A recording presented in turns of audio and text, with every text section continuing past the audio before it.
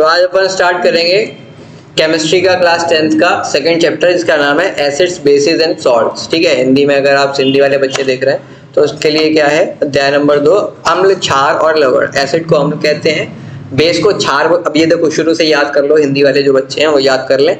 Acid को अम्ल बोलते हैं, बेस को क्षार बोलते हैं और सॉल्ट को लवण बोलते हैं। ठीक है, बस अब स्टार्ट करते हैं कि चैप्टर में हमें देखना है। देखो पिछला चैप्टर हमने क्या पढ़ा था, केमिकल रिएक्शन एंड इक्वेशन, रासायनिक समीकरण और अभिक्रियाएं, वो चैप्टर पढ़ा था। उसमें हमने केमिकल रिएक्शंस के बारे में सीखा था, है ना, कि रिएक्शंस कैसे होती हैं, वो बैलेंस कैसे की जाती है, कितने कितने टाइप्स की होती हैं। There are more 4 main types हमने रिएक्शन देखी थी, decomposition, displacement, double displacement, combination, है ना। फिर उसके बाद हमने रिडॉक्स रिएक्शन देखी थी, ऑक्सीडेशन, रिडक्शन, ये सारी रिएक्शंस देखी थी हमने, है ना। अब उसी से जुड़ा हुआ अब हम ये देखेंगे कि रिएक्शंस एसिड्स, बेसिस और सॉल्ट्स कैसे रिएक्ट करते हैं, इनके आपस में कैसे रिएक्शन होती है, उनके बारे में बेसिकली चैप्टर में रिएक्शन ही पढ़नी है, बस इनके ऊपर पढ़नी है कि एसिड, बेस और सॉल्ट्स कैसे रिएक्ट करते हैं। ठीक है, एक दूसरे से या एनवायरनमेंट से कैसे रिएक्ट करते हैं, हमारे वातावरण में जितनी चीजें हैं, ऑक्सीजन है, पानी है ना, इन सब केमिकल से, अलग अलग केमिकल से कैसे रिएक्शन करेंगे,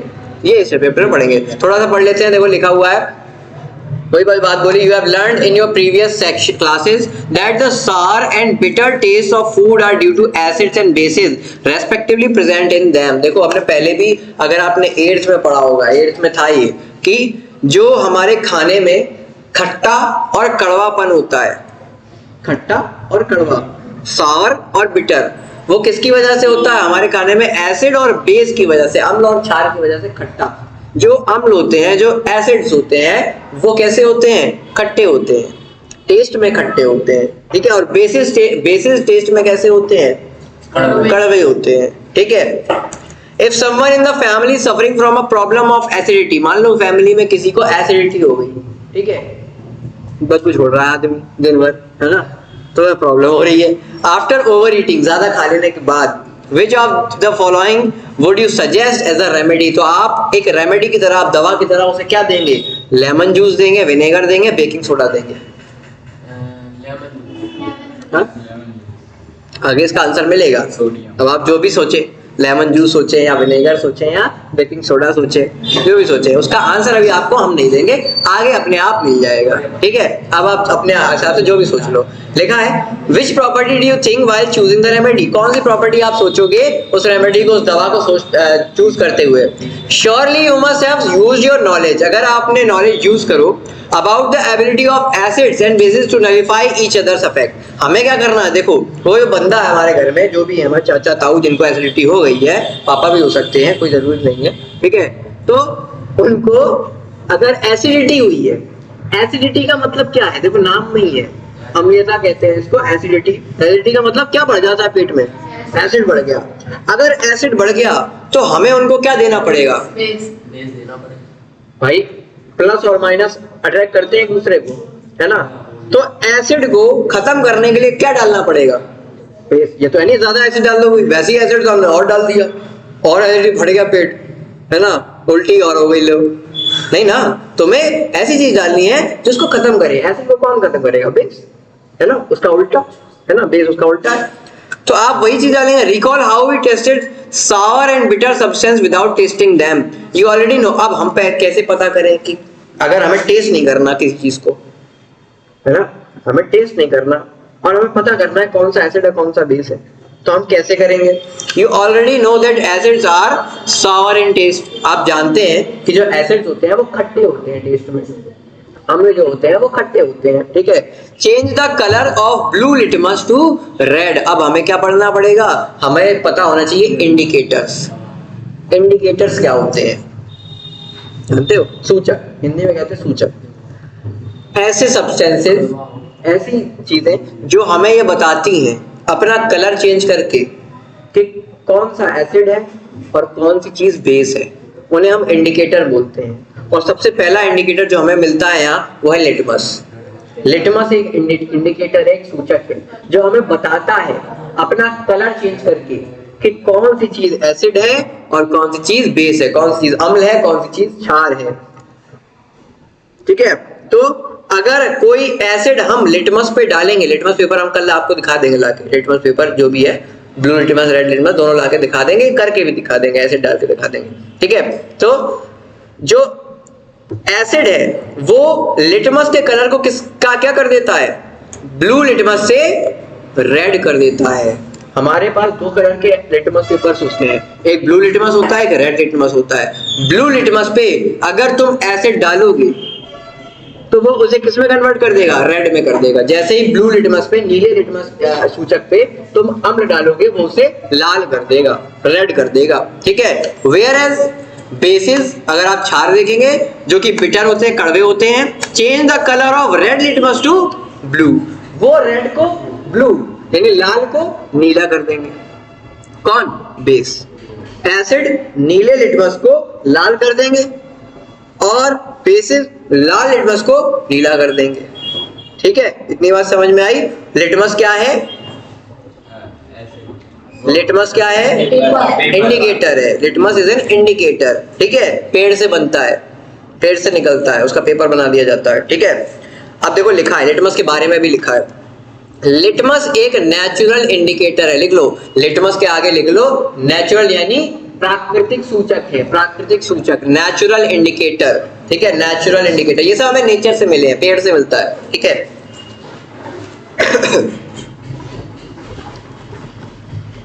litmus is a natural indicator. Okay, आगे बढ़ते हैं। देखो अगला लिखा है, अगला देखो, turmeric is another such an indicator.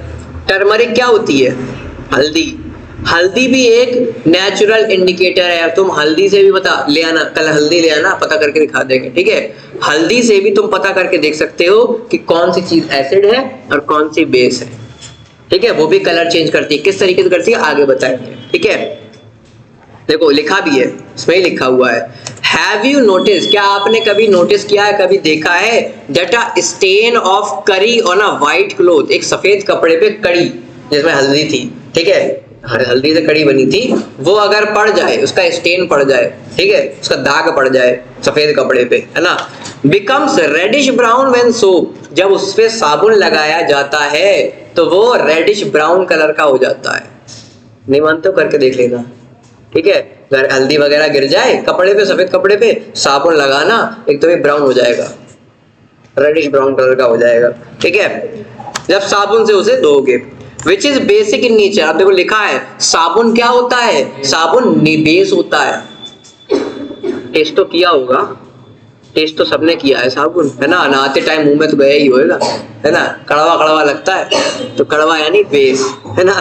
तो जो साबुन होता है वो बेसिक होता है नेचर में। ठीक है, अब इसका मतलब आपको पता चला कि अगर टर्मरिक यानी हल्दी में बेस मिलेगा, बेस लगाया जाएगा, तो हल्दी का कलर कैसा हो जाएगा, रेडिश ब्राउन यानी भूरा रंग का हो जाएगा, भूरे रंग का हो जाएगा। इसका मतलब अगर आपको पता करना है हल्दी से, तो हल्दी में बेस डालते ही क्या होगा, रेडिश ब्राउन कलर आ जाएगा।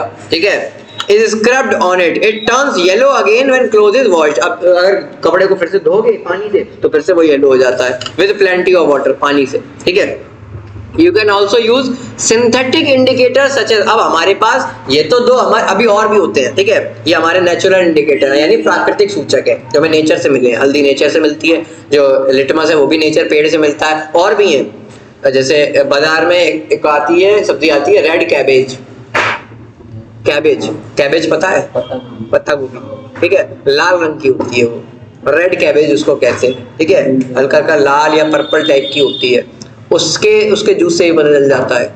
ठीक है, रेड कैबेज है, ये भी नेचुरल इंडिकेटर है, ये सब नेचुरल इंडिकेटर्स हैं।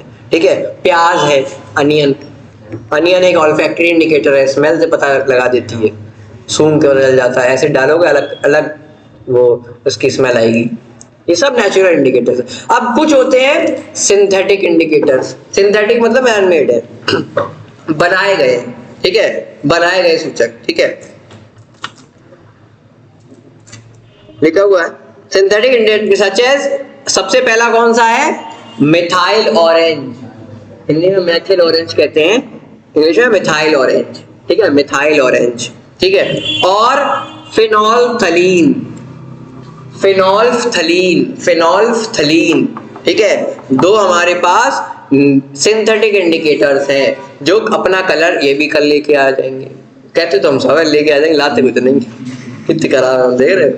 सब कहते हैं ये भी ले आएंगे, हाँ ये भी करा देंगे, क्योंकि सब रखा तो है लेकिन भूल जाते हैं लाना। ठीक है, तो याद दिला दो अगर कल तुम, तो हम ले आएंगे भाई। ठीक है, मिथाइल ऑरेंज, फेनोल्फथालीन, ठीक है, ये सब रखा है। To test for acids and bases. ठीक है, तो इनके टेस्ट जब हम करेंगे तब एक वीडियो बनाएंगे, वो डाल देंगे इस पे। ठीक है, और वो तुम लोग भी देख लेना। ठीक है, तुम लोग तो देखोगे। In this chapter we will study the reactions of acids and bases. ठीक है, कितनी अच्छी बात बोली, वीडियो देख लेना, तुम लोग तो देखोगे ही। वाह। In this chapter we will study the reactions of acids and bases. तो हम इस चैप्टर में क्या देखेंगे? रिएक्शन देखेंगे इन्हीं एसिड और बेसों की, इन्हीं अम्ल और क्षारों की रिएक्शंस, अभिक्रियाएं देखेंगे। ठीक है, और उनके अफेक्ट देखेंगे क्या क्या हमारे, और डेली लाइफ में, डे टू डे लाइफ में हमारा क्या अफेक्ट होता है, इनसे हमारे ऊपर क्या अफेक्ट पड़ता है, ये भी देखेंगे। देखो लिखा है लिटमस कहां से मिलता है। Litmus solution is a purple dye. Litmus solution जो बनता है, एक पर्पल कलर की डाई होती है, जो किससे बनती है? Extracted from a plant, lichen. Lichen एक पौधा होता है, लीचेन। ठीक है, a plant belonging to the division thallophyta. Class 9th आपने पढ़ा होगा, किंगडम थैलोफाइटा, तीसरा चैप्टर है बायो का, है ना। बायो का तीसरा चैप्टर किंगडम थे। किंगडम थैलोफाइटा में एक प्लांट होता है जिसका नाम है लीचेन। ठीक है, उससे में ये आता है। And is commonly used as an indicator. और ये कैसे यूज होता है? इंडिकेटर की तरह, यानी सूचक की तरह प्रयोग में लाया जाता है। ठीक है, ठीक है। लिटमस सॉल्यूशन, जब when the litmus solution is neither acidic nor basic, जब लिटमस का सॉल्यूशन ना ही एसिडिक होता है ना ही बेसिक होता है, ना अम्लीय ना क्षारीय, तो वो उसका कलर क्या होता है? पर्पल रहता है। ठीक है, there are many other natural material like red cabbage leave, देखो अभी नाम लिया था, रेड कैबेज। ठीक है, लाल पत्ता गोभी, टर्मरिक हल्दी, coloured petals of some flowers, कुछ ऐसे फ्लावर्स भी आते हैं, फूल आते हैं, उनके कलर्ड पेटल्स, पेटल्स मतलब पत्तियां उनकी। ठीक है, जैसे हाइड्रेंगिया, पेट्यूनिया, जेरेनियम। ठीक है, जेरेनियम। ठीक है, ये सब फ्लावर्स हैं जिनकी पत्तियों से हम पता करते हैं, इनका ज्यादा यूज नहीं है। ठीक है, बस बताया जा रहा है। Which indicate the presence of acid और बेस इन अ सॉल्यूशन, जो बता देते हैं कि बेस है या एसिड है। ठीक है, और इन सबको हम क्या कहते हैं? एसिड बेस इंडिकेटर्स बोलते हैं। ठीक है, या सिंपली इंडिकेटर यानी सूचक भी बोला जा सकता है। ठीक है, हिंदी में भी, हिंदी वाले देख लो, जिन्हें केवल सूचक भी कहते हैं।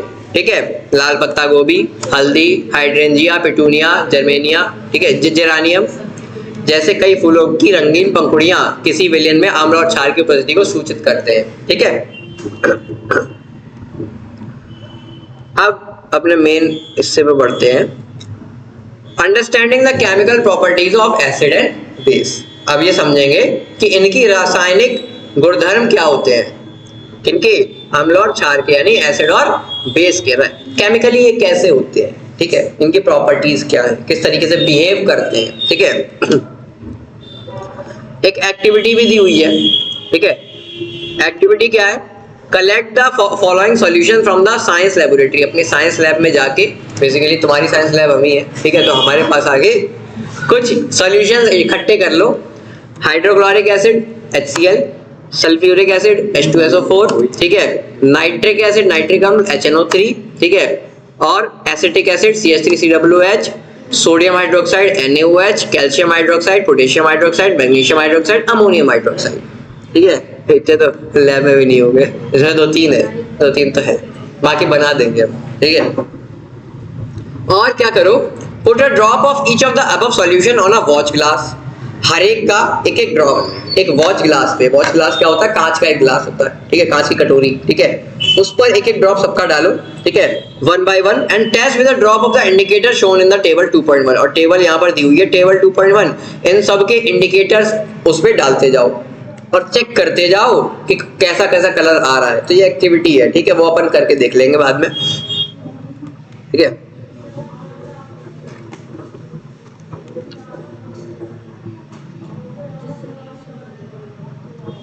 अब उस सवाल का जवाब आपको मिला जो सवाल शुरू में पूछा था, एसिडिटी हो गई तो क्या चीज यूज करोगे? पहला था लेमन जूस, दूसरा था विनेगर, विनेगर मतलब सिरका। ठीक है, तीसरा था बेकिंग सोडा। तो क्या यूज करोगे?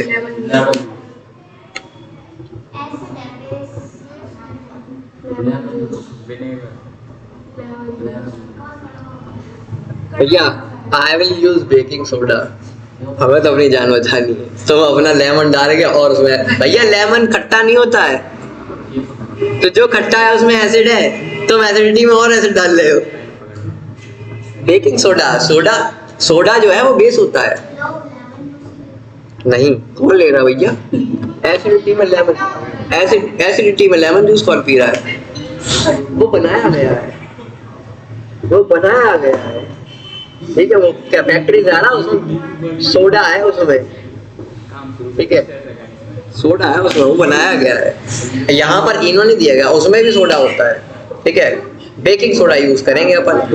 अब ये देखते हैं, how do acids and basis react with metals, ठीक है। तो मेटल से एसिड और बेस रिएक्ट कैसे करते हैं?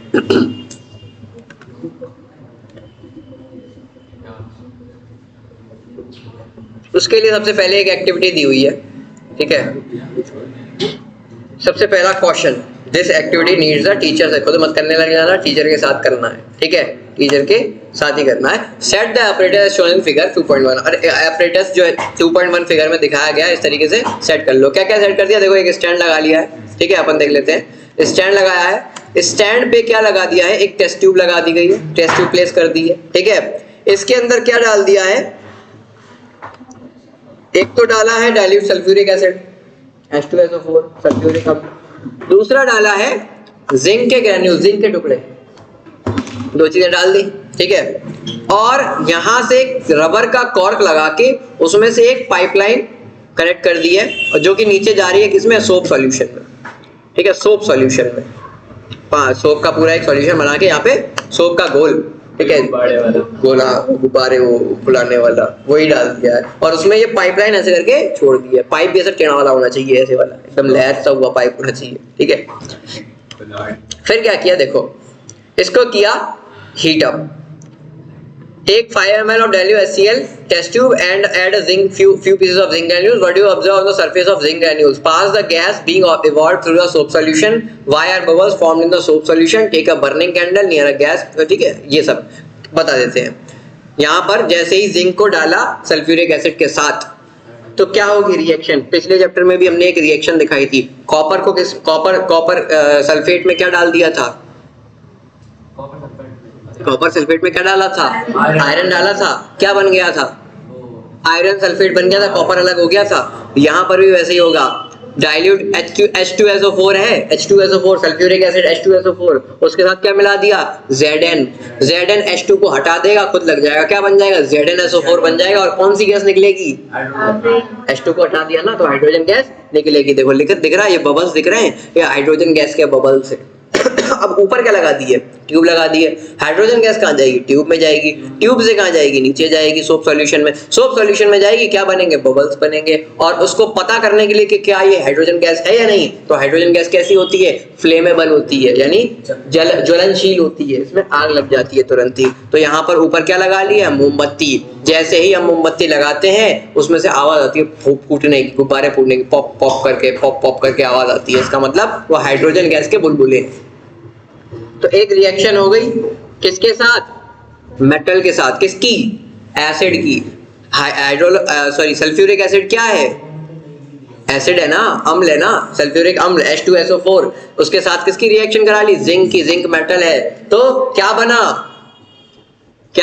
एसिड की रिएक्शन मेटल के साथ कराने पर क्या बना?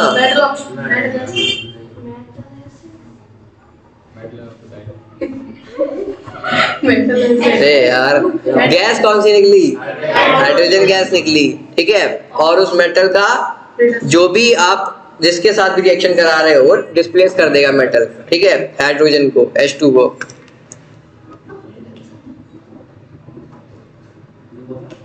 क्या बना? देखो लिखा है salt. This is a salt जो बना, यानी यहाँ पे क्या? जिंक सल्फेट बना ना, सल्फेट हमने बताया ना, सल्फेट, कार्बोनेट, क्लोराइड, ये सब क्या होते हैं? सॉल्ट होते हैं। ये सब सॉल्ट हैं अलग अलग, ठीक है। तो एसिड में, अम्ल में जब धातु यानी मेटल मिलेगी तो क्या बनेगा? सॉल्ट बनेगा और हाइड्रोजन गैस रिलीज होगी, ठीक है, हाइड्रोजन गैस रिलीज होगी, ठीक है।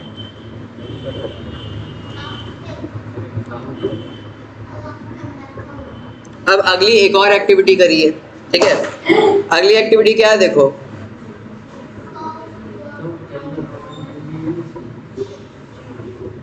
अब कुछ और few pieces of granulated zinc metal के कुछ पीस डालो एक टेस्ट ट्यूब में, और उसमें क्या मिला दो, sodium hydroxide NaOH sodium hydroxide मिला दो, उसका सॉल्यूशन मिला दो, and warm the contents of the test tube, और उसको गर्म करो, हीट करो। क्या बनेगा, देखो लिखा है 2NaOH प्लस Zn। यहाँ पर 2 क्यों लगा, बैलेंस करने के लिए लगा, ठीक है। 2NaOH प्लस Zn क्या बना, Na2ZnO2 बना। ये क्या है, सोडियम जिंकेट है, ये भी एक तरीके का सॉल्ट है, ठीक है, प्लस हाइड्रोजन गैस निकली, ठीक है। तो किसके साथ रिएक्शन कराई इस बार, जिंक की किसके साथ, सोडियम हाइड्रोक्साइड क्या है, गैस, बेस है, सोडियम हाइड्रोक्साइड एक बेस है, ठीक है। तो एसिड की बेस के साथ रिएक्शन कराने पर भी क्या बना, salt plus hydrogen gas. Acid का मेटल के साथ रिएक्शन कराओगे तो भी सॉल्ट प्लस, बेस का मेटल के साथ कराओगे तो भी सॉल्ट प्लस, लवण प्लस हाइड्रोजन गैस, ठीक है, लवण plus hydrogen gas, salt plus hydrogen gas, ठीक है। तो ये आपने पहली एक्टिविटी देख ली, और पहली केमिकल प्रॉपर्टी पढ़ ली कि कैसे रिएक्ट करते हैं एसिड और बेस किसी मेटल के साथ। हमेशा किसी भी मेटल के साथ करें, कोई उस मेटल का सॉल्ट बनेगा और हाइड्रोजन गैस निकलेगी, जो भी मेटल हो। जिंक के साथ करोगे जिंक सल्फेट बना, आयरन के साथ करते आयरन सल्फेट बन जाता, एल्यूमिनियम सल्फेट, ठीक है, उसका सॉल्ट बन जाएगा और प्लस हाइड्रोजन गैस निकलेगी, दैट्स इट, ठीक है, ये होगा। और आपको ये अभी हम एक टेबल और ले आएंगे, ठीक है। एसिड्स और बेसिस की प्रॉपर्टीज भी पता होनी चाहिए कि रियलिटी में होते कैसे हैं। ये एसिड कैसा होता है, खट्टा होता है एक तो, ठीक है। ये सब 8th क्लास में आपने पढ़ा था, जब 8th में थे तो ये सब लिस्टेड फॉर्म में पढ़ाया गया था, ठीक है, कि खट्टा होता है। दूसरा और कैसे पता करोगे एसिड है, विगरस होता है नेचर में। विगरस का मतलब ज्वलनशील, जला देता है। अभी आपने पढ़ा H2SO4 सल्फ्यूरिक एसिड, हाथ पे डालोगे हाथ गल जाएगा। अरे तेजाब होता है, तेजाब क्या एसिड ही तो है, तेजाब डालते एकदम सब गल जाता है ना। तो विगरस नेचर में होता है। कहना अभी तो पी भी रहे थे लेमन जूस, तब तो कुछ नहीं हो रहा था। There are strong acids and there are weak acids. एक बहुत ही स्ट्रॉन्ग एसिड होते हैं जो जला देते हैं, और कुछ होते हैं वीक होते हैं जो जलाते नहीं है, जो खाने के यूज में हो सकते हैं। लेमन, नींबू, ऑरेंज, ठीक है, संतरा, इन सब में भी एसिड होते हैं। और कुछ होते हैं बहुत स्ट्रॉन्ग, जैसे HCl हाइड्रोक्लोरिक एसिड, H2SO4 डालोगे जला देगा, ठीक है। अब ये तो हो गई आज की बात। अब इस बात को खत्म करते करते हम एक क्वेश्चन तुम्हारे दिमाग में डाल देते हैं, और उस क्वेश्चन का वैसे आंसर हम दे चुके हैं, फिर से ढूंढ के लाना। किसी को पता हो तो बताना मत, चुप रहना, ठीक है। हमने बताया एसिड बहुत ही ज्यादा विगरस होते हैं, स्ट्रॉन्ग एसिड, जो स्ट्रॉन्ग होते हैं एसिड, ठीक है, बहुत ज्यादा खतरनाक वाले, वो बहुत विगरस होते हैं, जला सकते हैं। उनमें से एक का नाम हमने दिया HCl हाइड्रोक्लोरिक एसिड, लेकिन वो HCl हमारे पेट में होता है। अभी हमने लाइफ प्रोसेस में पढ़ा था, और उसका आंसर भी हमने लाइफ प्रोसेस में दे भी दिया था। उसका आंसर किसी को पता हो तो बताओ, कोई हाथ खड़ा करके बताओ, एकदम ना बोलना, सोच लो, हाथ खड़ा करके एक से पूछेंगे फिर।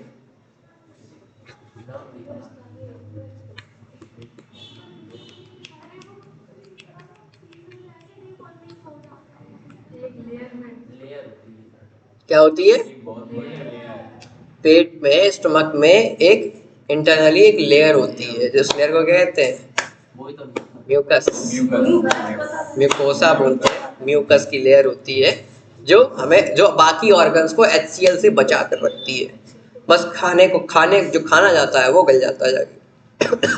ये था। तो पहली प्रॉपर्टी पढ़ ली। वैसे बेसिस की प्रॉपर्टीज हुई होती हैं, ठीक है। बेसिस की प्रॉपर्टीज क्या है, कड़वा होता है, ठीक है, सोपी इन टच होता है, टच करने में सोपी होता है, बहुत चिकना। कराया भी था हमने एक बार, एक रिएक्शन यहाँ पर 10th वालों को कराई थी, जिसमें हमने NaOH डाला था, सोडियम हाइड्रोक्साइड डाला था उसमें बोतल में, और एल्यूमिनियम डाला था, एल्यूमिनियम की फॉइल, टच कराया था, वही सफेद सफेद कितना चिकना था, एकदम हाथ से चिकने हो जा रहे थे, है ना। वो ले आएंगे, ले आएंगे, सब ले आएंगे यार, ले आएंगे। हाँ हाँ सामने मिलता है, ले आएंगे जाके, कास्टिक सोडा मिलता है यहाँ पे, घरों में यूज भी होता है, सफाई के काम आता है।